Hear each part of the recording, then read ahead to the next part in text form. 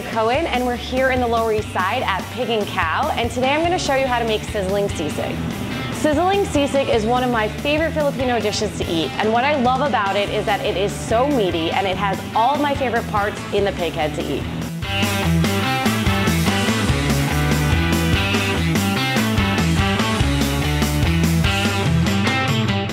So this is a pig head, and we get it in like this. Basically, the skull is removed, and they call it a mask. We get it from a farm in upstate New York, and then we break down the pig's head into different parts. So we have the ears, we have the jowl, we have the tongue, and we have the cheek.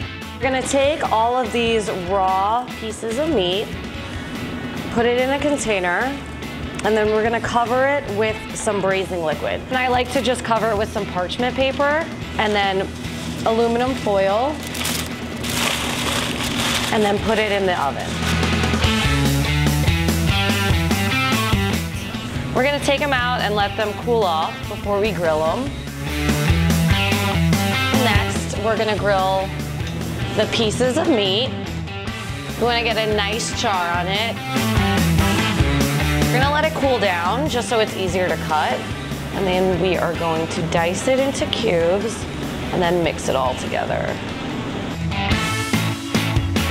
So we're gonna add just a little bit of oil because the jowl has a lot of fat in it. We don't want it super fatty.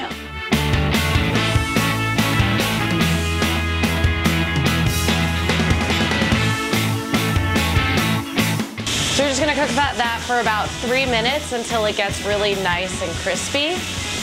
And then we'll finish it with some kefir and some lime juice. Obviously, if you have fresh calamansi, that's better than lime juice, but we can't get that in New York.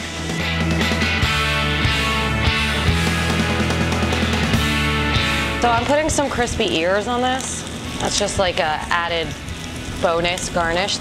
And just some fresh cilantro. That's it.